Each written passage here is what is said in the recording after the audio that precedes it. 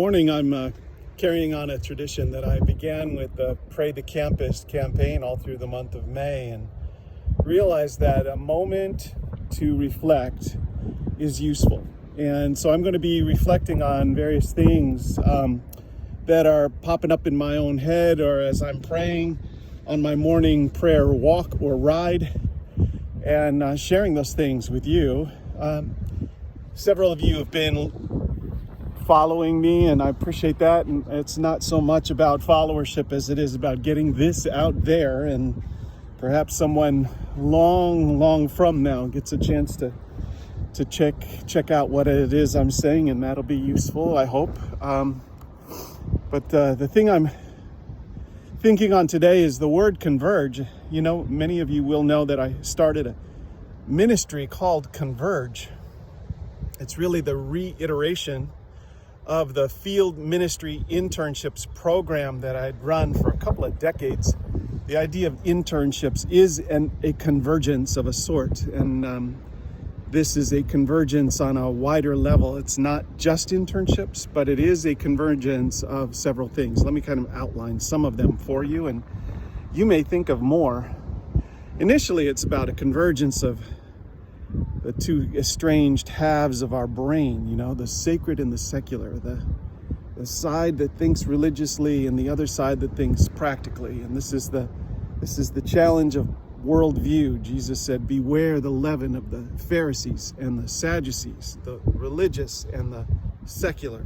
Beware of the leaven, the teaching that locks you in so that you can't hear God. You can see and hear thunder, or you can hear angels, but neither of you will hear the voice of God. So it's very important we have a convergence of the two estranged halves of our brain. The sacred and the secular must come together and recognize that God is author of all truth, all knowledge. Then there's another convergence, the short term and the long term. We want to bring a convergence in our missional outreach and our missional mobilization, particularly of students, to integrate with long-termers, short-termers working with long-termers, coming alongside a long-term work, not just doing a flash in the pan and going away and saying, didn't we do wonderful, but coming alongside, learning from and working with those that are seasoned. It's the convergence of the young with the old. It's a convergence of really, there's so many different kinds of convergences. When we think of convergence, we think of the coming together. And culture is not something we want to create separate from the rest of culture. Yes, we need to have an identity as a church and as a people, but we need to be salt and light. We need to be applying the salt to the earth.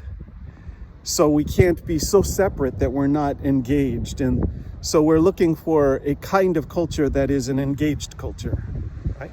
And so the idea of making disciples of young people through short-term and long-term engagement, through the sacred, secular, biblical revelation of who God is and how he speaks, and acting on his word, which says to go make disciples of all nations. That means applying the truth to every sphere of influence. Like the waters cover the sea, we want to saturate the earth, baptize nations in the revelation of God's goodness and his ways, not to take authority over and control, but to serve and to bless and to offer truth that changes the destiny of nations and of individuals. God loves individuals, yes, but he also loves nations. That's another convergence. We need to see the convergence of that gospel for the individual with the convergence with the gospel for the nations. So we developed Converge with that kind of an ambition, that we would not just create a culture, but we would come alongside what God is already doing and nurture and bless and encourage and model a new way, a way to actually do what we say, which is go into all the world and preach this good news. Make disciples of all nations. This is no small task, and I don't presume to think that I'm doing it all here on a little 5-minute YouTube post. However, there are those that we've had a part in around the world that we've done an impartation with, worked with, students from 100 different colleges and universities that have gone on short-term internships, something like 80 projects in 40 countries. That's a start. There's also the schools we've run, the 12-week intensive where we've trained YWAMers, and they've gone and they've remodeled, or they've taken the things they've learned in our schools to do campus ministries and to do missional outreach and to do campaigns for things that are culturally relevant, but bringing the light of the truth of the gospel into kind of difficult areas like LGTB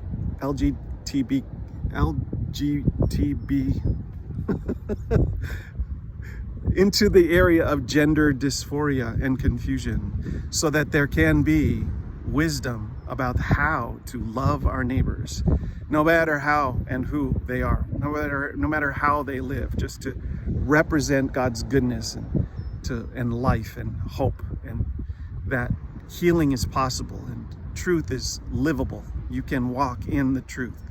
You can walk in the revelation of your identity, and that identity is that you were created in the image of God, and He loves you with all His heart.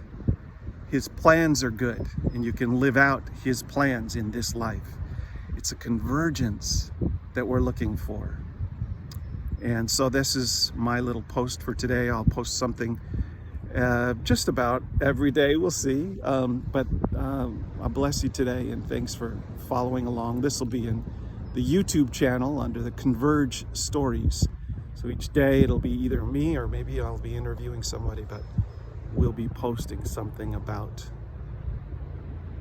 what God is putting into my heart and head to live out, and that I can share with you. Thanks for your time.